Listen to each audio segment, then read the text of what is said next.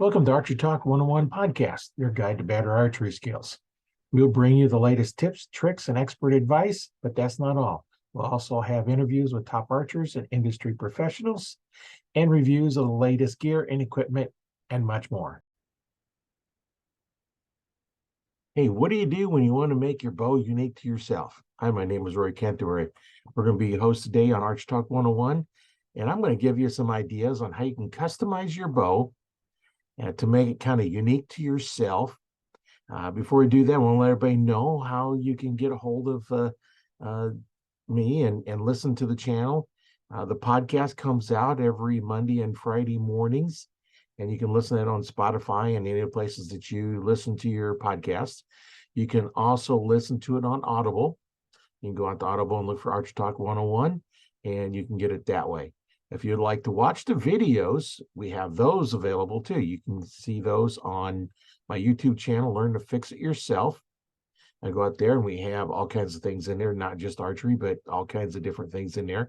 And you can watch the videos there. You can also go out to archtalk101.com. We have the videos posted out there as well.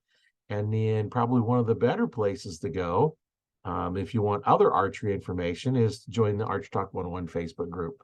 And there we have all kinds of people in there from all over the world with all kinds of knowledge and experiences, anywhere from the very beginner to the person that's been shooting for 50, 60 years, and Olympic archers and professional and semi-pros. We have instructors. We have all kinds of people in there that can help you with whatever your problem is. We're there to help you for it. So let me get into some customizing. Now, when I was going to a lot of archery events, the 3D events, everybody had a lot of similar bow cases. So you grab one of the old Plano bow cases, they all look the same, no difference in them. Well, I can definitely tell mine because I put a whole bunch of stickers on it. I cleaned off and put different stickers, different things on there. So I have a unique setup with that.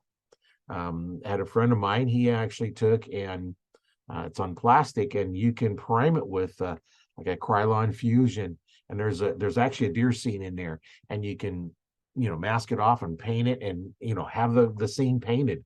That makes it unique to you. So starting with the bow case, how do you keep your bow case so it doesn't look like everybody else's? Well, that's a couple of ways you can do it.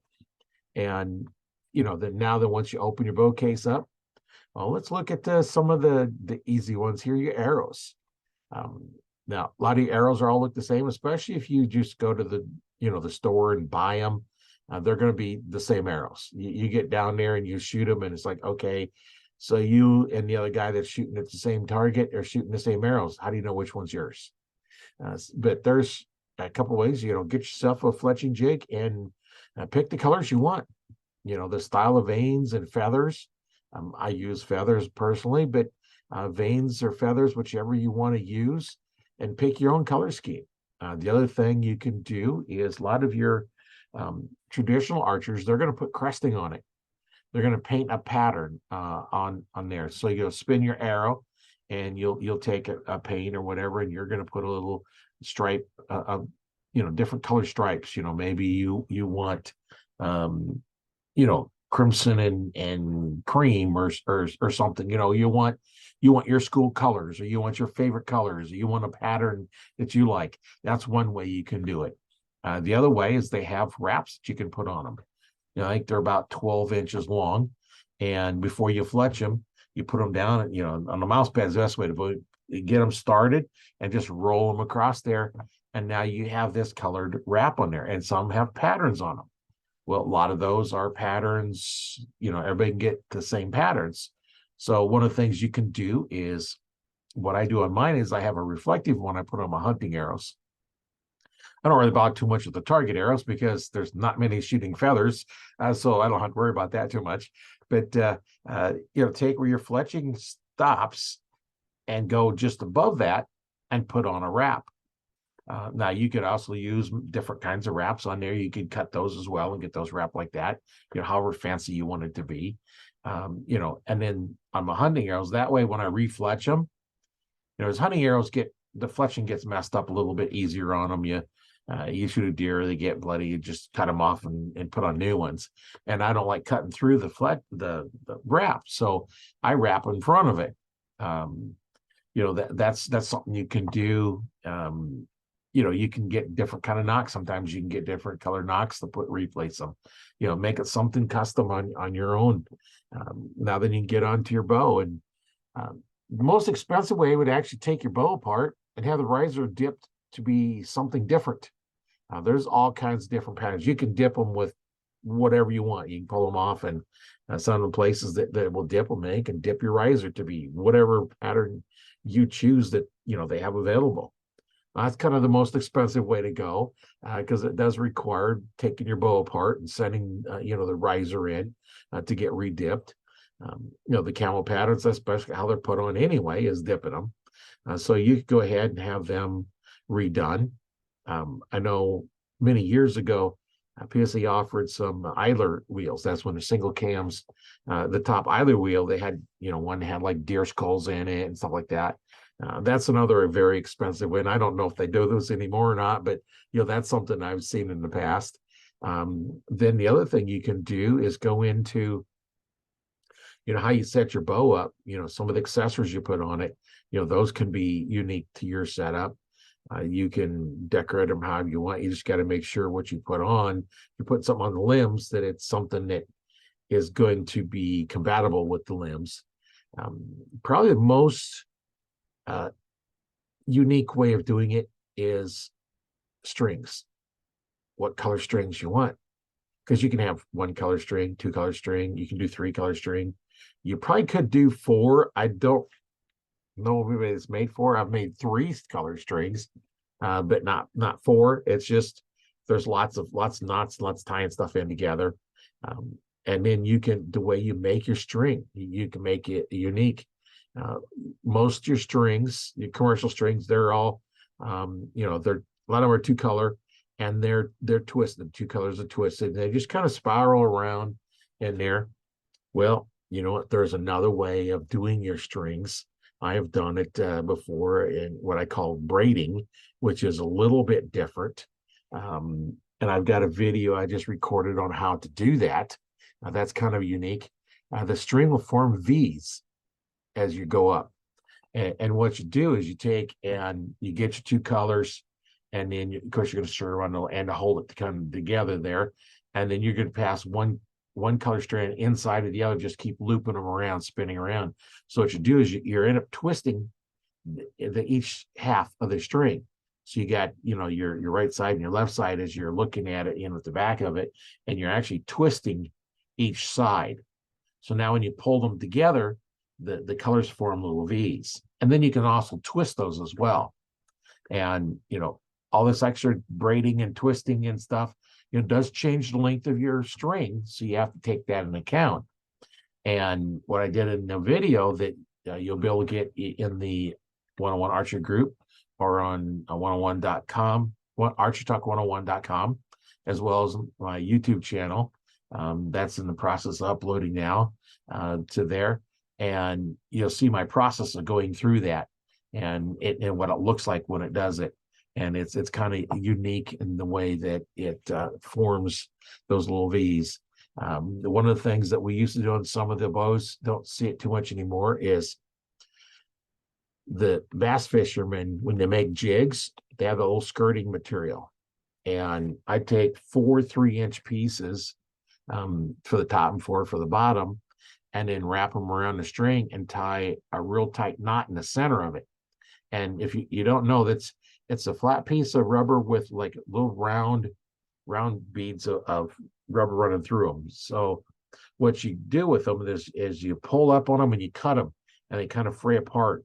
And you do that to all of them, they'll form little balls, and then you kind of turn them down to whatever size you want. And those can be multiple different colors, whatever color you want on those. And that definitely makes your bow unique. Some of these real fast bows, you gotta make sure you have a good tight knot, or they can come apart. So I've had some of those before I learned how to tie a little tighter knots. But there's that you can do to customize it, put them on there. One of the things that I do is I like to put the string leeches not just on the string, but on the cables You know, my one bow has I've got a single cam as well as a one with two cams. So it's got the string and the control cable and then the Y cable, and I put it on all three of them, and you know, dampens them down. You know, that's something when you grab the bow, look at it. You know, you could have another bow with the same brand manufacturer. Not, generally, you're not going to the same sight and the rest and stuff, but that's something that's unique. And I do it for vibration dampening. You know, keep the vibration down. So that's what I use that for. So there's a lot of different options, especially getting and doing some of the work yourself. It's kind of interesting, you know, different things that you can try to work on your own bow. And you know, there's a lot of information out there. YouTube is full of how-tos on different parts of your bow. The other thing you got to look at though is some of the how-tos or how not tos. So you just need to make sure whoever you're listening to or watching has some experience, and you know, make sure you test it out before you do something completely weird or strange. Don't go through and it's like, okay, this sounds interesting, so let me go ahead and try this and find out it doesn't work. So just be careful on that. There's a lot of different things you can do, you know, on putting your loops on. You know, you can use a camo material, which I use mostly because I got a big roll of it, but they also have it in white. You can do other colors as well. I don't know how many colors I have because I've got so much of the camo and white strings that I don't look at the other ones because I don't have those. That's something that you could do, you know, make it unique. You've got your fluorescent colors and your solid colors, your camo colors, and you know, whatever color you want. I think BCY has, you know, probably about 20 different colors of string material that you can make it out of. And then you go to different kinds of material. You know, so the new stuff is the 452X. And you know, that string, I think you use more strands in it, so you can make a little more unique color because there's lots more strands. You know, like your 8125, you're not going to use as many strands. I think there's 16, 18 is what I normally run on those. And when you're doing your braiding one, you kind of want them to be even. So you want either 16. Now, if you do 18, that means you don't have, you know, 8 full wraps. You got 9 wraps, which means you're going to have one knot on one end and one knot on the other end, which makes your colors a little bit different. But that's all what you decide you want to do, and it's just kind of fun to customize it, and you know, your stabilizers, your quivers, and you know, do you want to shoot with your quiver on or quiver off? I shoot with my quiver off. My hunting bow, I take my quiver off when I hunt.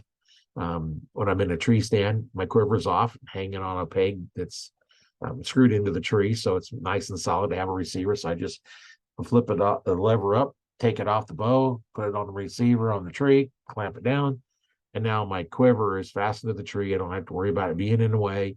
And what I may not know is with the quiver on and the quiver off, your bow is going to shoot differently.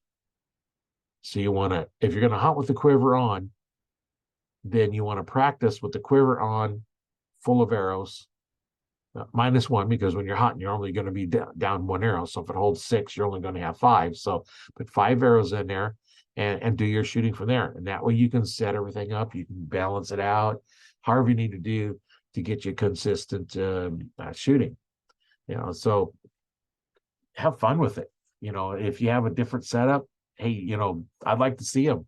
You know, what did you come up with for a scheme? What are you doing for them? You know, and if you want a color that stands out in the forest for your fletching, pick pink. Think about it. You have green, you'll have brown, you have oranges, you have tans, you know, all the colors in the fall, you have all these colors. What is pink in the forest? Nothing is pink. So that's one thing that you could do to your arrows to make them stand out a little bit more. I put a fluorescent wrap on it, so a little LED flashlight picks them up really good. You can also put, you know, to help be able to see them, the lighted nocks. There's a couple different brands out there. I used Illuminoc, but there's other brands out there that are probably pretty good as well. So customize them, make it your own. Uh, when you're doing your clothing, there's they don't have to match. In fact, you don't have to have camo. You just something to break up your pattern. You can wear a plaid shirt. I see many pictures of Fred Bear jeans and a plaid shirt. Didn't have no camo. You just want to break your pattern and be in a spot where you can't get silhouetted. Now, those that are watching the podcast, you can see on one side the deer over here is standing up and silhouetted. But you know what? The archer standing over here, he's silhouetted. And if you're in a position where you're in a tree stand or on the ground where the deer would be like down the hill, they're going to see you standing there. Now, if you really wanted to hide, this right over here, this tree, if the hunter was in this tree over here and the deer was over here, then the hunter would be hidden. And camo helps in that because it does break up your pattern. If you have the right camo, it can really help you blend into the environment. That's where, the ghillie suits or ghillie suits or however you pronounce them, those work really good. Like your snipers, that's what they're wearing because they do hide you very well. So that's one of the things that you want to look at is like, how can you make it your own? Just do what you need to do to make it unique to yourself and do whatever you like to do with it. And, making strings, find, if you want a string that's unique and different, find somebody that custom makes strings and have them make one for you. There's a lot of string makers out there. A lot of them make just, the standard, twisted string. And, you may be able to get one of them that will build you a custom one a little bit different. I don't see any commercial ones doing 3 colors. I see them do 2, 1 and 2, but not 3. The other thing you do when you make your string, you can pick your colors, but also your end loop serving, kind of traditionally is black, but you have other colors that you can use. So you can serve it with different colors. Your center serving, there's several different colors you can use for that. So you don't have to have them match. You could have different colors. You could have your center serving, like a diamond braid or a blue or a red or something, and your end loops could be a different color. You can just go wild with it if you want it. Or you can make a boring all black string. I when I was making strings all the time, it's like, well, what color you want? Black. No, you pick a different color. Gotta have something unique. Everybody does black strings, and the problem with the white strings is they don't stay white very well because it picks up dirt and stuff. That's the nice thing about the darker colors, the dark greens and browns and tans and stuff like that is it doesn't get as dirty as quick. And then one thing I want to remind everybody, on your string, you want to wax that string. Now, don't cake the wax on because that doesn't help any. Put your wax on, put a little wax on. If you're using the stick wax, rub it on there, rub it down with your fingers. That'll rub it in there. Scorpion makes a really good wax. It comes in a little round can with a little piece of leather in there. Take that leather out and throw it away because you don't want to use it. Take your fingers, dip it in there, run it up and down on the string. And what the leather will do, if you're not careful, if you're rubbing that string and trying to get that wax in there really good, you can actually get it too hot. The friction in there, you can get too hot and you can actually damage your string. So don't use the leather. It's not needed. It can't hurt your hands. So put it on your fingers and work that string in, that wax in that string, and go from there. I have some of both. I have the scorpion wax as well as the old traditional string wax.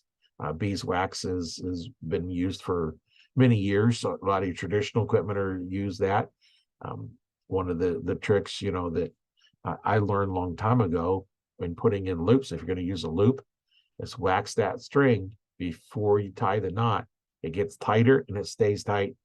And if you tie it according to the directions, like PSC has the directions on how to tie it, if you tie it that way and you have waxed the string and you put it on and put it under tension, you will not be able to untie that knot very easy. The easiest way to do them is cut them off and tie a new one on. That's what I've had to do. I've had new ones. Is like, okay, this is not, it's too far off. You can rotate them up and down the string slightly, but if they're off too far, I'd cut them off. It's just not worth your time to try and untie the knot, especially for the cost of a new loop. And one thing you want to look at too is watch that loop, make sure it's not wearing. Some of your cheaper caliper releases have kind of sharp edges on them, and they will tear up that loop. So watch that loop, make sure it's not starting to fray. If it's starting to fray, cut off and put a new one on it.